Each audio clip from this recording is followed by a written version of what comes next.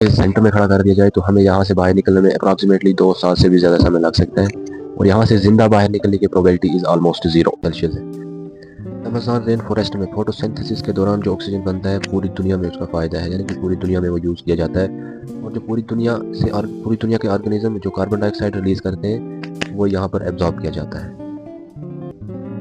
ये इमेजिन करना भी इम्पॉसिबल है कि इसके अंदर कितने लिविंग ऑर्गेनिज्म, कितने किस्म के प्लांट्स रहते होंगे, कितने किस्म के इंसेक्ट्स इसके अंदर रहते होंगे।